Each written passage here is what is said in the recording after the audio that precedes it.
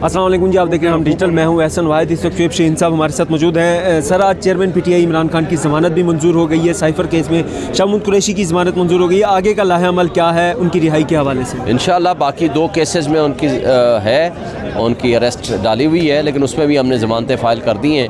हम होपफुल हैं कि इंशाअल्लाह इलेक्शन से पहले वो बाहर आ जाए। चेयरमैन पीटीआई या शाहमूद कुरैशी?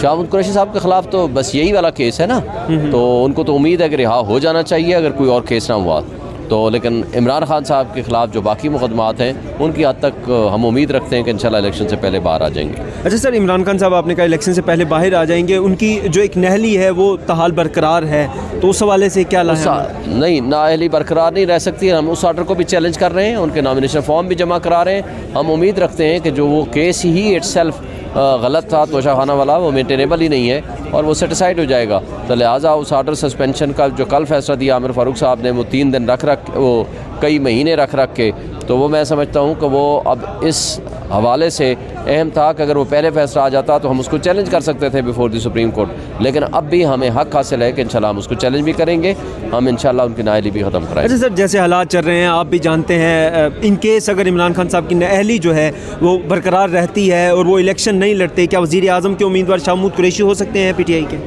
देखें, अभी तो ये प्रीमेच्योर है ऐसी कोई बात कहना, लेकिन जब इंशाल्लाह इलेक्शन हो जाएंगे, पहले तो हम फ्री एंड फेयर इलेक्शन के लिए जद्दोजहद कर रहे हैं। जब ये हो जाएगा उसके बाद हम देखेंगे जो भी फिर इमरान खान साहब जिसको नॉमिनेट करेंगे he will be our prime minister. अच्छा, फ्री एंड फेयर इलेक्शन के हवाले से भी आज 3 बजे आप इलेक्शन कमीशन जा रहे हैं, उस वाले से क्या एक्सपेक्टेशंस हैं आपके, क्या मुतालबात? देखें, हमने मुतालबात उनको राइटिंग में दे रखे हैं, लेकिन बदकिस्मती से ना हमें वो सुन रहे हैं, ना हमें मिल रहे हैं, ना हमारी किसी शिकायत पे कोई एक्शन ले रहे हैं। तो आज हम मिलेंगे, हम उम्मीद रखते हैं कि वो हमारे जो भी मामलात हैं उनके ऊपर वो सबके सामने, पूरा मीडिया भरा पड़ा है, सोशल मीडिया भरा पड़ा है, 200 के करीब वाक़यात रूनुमा हुए हैं, हम वो सारी तफसील उनको बताएंगे। हम उम्मीद रखते हैं कि इंशाल्लाह वो हमारे मुतालबात को, हमारे जो मामलात हैं उनको देखेंगे और नेसेसरी आर्डर्स पास करेंगे। उन्होंने नहीं किया तो फिर हम सुप्रीम कोर्ट में वापस आने का हक़ रखते हैं। अच्छा, नून लीग या दूसरी जो आपकी मुखालिफ जमातें उनकी जानिब से कहा जा रहा है कि ये सिर्फ एक प्रोपेगेंडा कर रहे हैं, आप इलेक्शन से भागने के लिए, आपको भी लेवल प्लेइंग फील्ड मिल रही है, ऐसा कुछ नहीं है, उसका क्या रिप्लाई देंगे? कल अताउल्लाह तारड़ साहब प्रोग्राम में बैठ के वो कह रहे थे कि ये सारा एक ड्रामेबाजी है। वो झूठ बोलते हैं, उनको बताएं कि उस्मान डार की वालदा के घर कौन गया था? क्या वो हसन नामी जो पुलिस ऑफिशियल है, क्या उसने आकर एडमिट नहीं किया? वो नहीं किया था। वो क्या वो ऑडियोज़ नहीं आई हैं? क्या वो जो कुछ उन्होंने, उनकी वालदा ने स्टेटमेंट दी है, जो लोगों को अगवा किया जा रहा है या गिरफ़्तार किया जा रहा है, वो सबके सामने, पुलिस के सामने, लोगों के सामने नहीं हो रहा? क्या उनकी शिकायत नहीं आ चुकी हैं? क्या उनकी वीडियोज़ नहीं मौजूद हैं? ये झूठ बोलते हैं, इनको पब्लिक रिजेक्ट कर चुकी है, मुस्तरद कर चुकी है, तो अब इनके पास कोई ऑप्शन नहीं है सिवाय झूठ बोलने की। हसन का वो एक वीडियो बयान आया था जिसमें वो कह रहे थे कि हम तो उमर डार की गिरफ्तारी के लिए गए थे, वो हमें पेश कर दें तो हम घर हमला नहीं करेंगे। उनसे पहले पूछें कि पहले क्यों गए थे। अगर आपने उसके लिए वारंट ऑफ अरेस्ट है तो उसको कानून कायदे के मुताबिक करें। उसके लिए रात में घुसना क्यों ज़रूरी है? उसके लिए ये क्यों ज़रूरी है कि आप दरवाजे तोड़ें? उसके लिए ये क्यों ज़रूरी है कि आप तशद्दुद करें? उसके लिए ये क्यों ज़रूरी है आप चादर चार दीवारी की पामाली करें? आपको लगता है उन लोगों को बाहर आ जाना चाहिए जो अब तक छुपे हुए हैं? वो आ चुके हैं, सब लोग आ चुके हैं इंशाल्लाह। कुछ है ना अभी भी? नहीं, अब सब आ चुके हैं इन सब।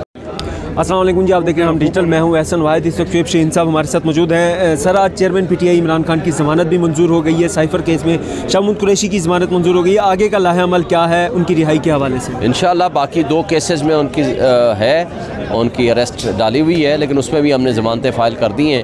हम होपफुल हैं कि इंशाल्लाह इलेक्शन से पहले वो बाहर आ जाए। चेयरमैन पीटीआई या शाहमूद कुरैशी? शाहमूद कुरैशी साहब के ख़िलाफ़ तो बस यही वाला केस है ना, तो उनको तो उम्मीद है कि रिहा हो जाना चाहिए अगर कोई और केस ना हुआ तो। लेकिन इमरान खान साहब के ख़िलाफ़ जो बाकी मुकदमात हैं उनकी हद तक हम उम्मीद रखते हैं कि इंशाल्लाह इलेक्शन से पहले बाहर आ जाएंगे। अच्छा सर, इमरान खान साहब आपने कहा इलेक्शन से पहले बाहर आ जाएंगे, उनकी जो एक नहली है वो तहाल बरकरार है, तो उस हवाले से क्या नहीं, नाअहली बरकरार नहीं रह सकती। हम उस आर्डर को भी चैलेंज कर रहे हैं, उनके नॉमिनेशन फॉर्म भी जमा करा रहे हैं। हम उम्मीद रखते हैं कि जो वो केस ही इट्सेल्फ गलत था, तोशाखाना वाला, वो मेंटेनेबल ही नहीं है और वो सेटिसाइड हो जाएगा। तो लिहाजा उस आर्डर सस्पेंशन का जो कल फैसला दिया आमिर फ़ारूक साहब ने, वो 3 दिन वो कई महीने रख के, तो वो मैं समझता हूँ कि वो अब इस हवाले से अहम था कि अगर वो पहले फैसला आ जाता तो हम उसको चैलेंज कर सकते थे बिफोर द सुप्रीम कोर्ट। लेकिन अब भी हमें हक हासिल है कि इंशाल्लाह हम उसको चैलेंज भी करेंगे, हम इंशाल्लाह उनकी नाअहली भी ख़त्म कराएंगे। अच्छा सर, जैसे हालात चल रहे हैं आप भी जानते हैं, इन केस अगर इमरान खान साहब की नाअहली जो है वो बरकरार रहती है और वो इलेक्शन नहीं लड़ते, क्या वज़ीर आज़म के उम्मीदवार शाहमूद कुरैशी हो सकते हैं पीटीआई के?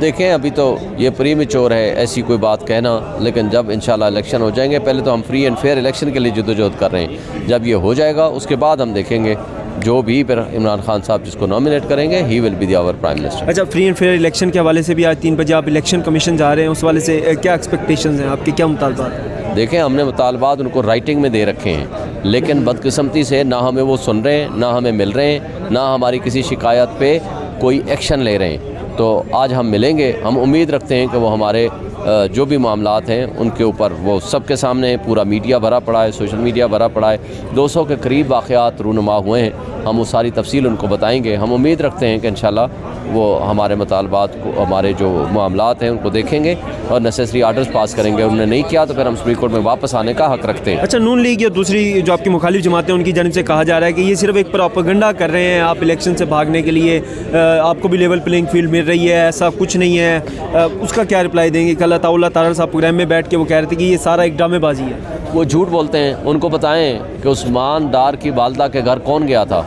क्या वो हसन नामी जो पुलिस ऑफिशियल है, क्या उसने आकर एडमिट नहीं किया? वो नहीं किया था। वो क्या वो ऑडियोज़ नहीं आई हैं? क्या वो जो कुछ उन्होंने, उनकी वालदा ने स्टेटमेंट दी है, जो लोगों को अगवा किया जा रहा है या गिरफ़्तार किया जा रहा है, वो सबके सामने, पुलिस के सामने, लोगों के सामने नहीं हो रहा? क्या उनकी शिकायत नहीं आ चुकी हैं? क्या उनकी वीडियोज़ नहीं मौजूद हैं? ये झूठ बोलते हैं, इनको पब्लिक रिजेक्ट कर चुकी है, मुस्तरद कर चुकी है, तो अब इनके पास कोई ऑप्शन नहीं है सिवाय झूठ बोलने की। हसन का वो एक वीडियो बयान आया था जिसमें वो कह रहे थे कि हम तो उमर डार की गिरफ्तारी के लिए गए थे, वो हमें पेश कर दें तो हम घर हमला नहीं करेंगे। उनसे पहले पूछें कि पहले क्यों गए थे। अगर आपने उसके लिए वारंट ऑफ अरेस्ट है तो उसको कानून कायदे के मुताबिक करें। उसके लिए रात में घुसना क्यों ज़रूरी है? उसके लिए ये क्यों ज़रूरी है कि आप दरवाजे तोड़ें? उसके लिए ये क्यों ज़रूरी है कि आप तशद्दुद करें? उसके लिए ये क्यों ज़रूरी है आप चादर चार दीवारी की पामाली करें? आपको लगता है उन लोगों को बाहर आ जाना चाहिए जो अब तक छुपे हुए हैं? वो आ चुके हैं, सब लोग आ चुके हैं इंशाल्लाह। कुछ है ना अभी भी? नहीं, अब सब आ चुके हैं। इन सब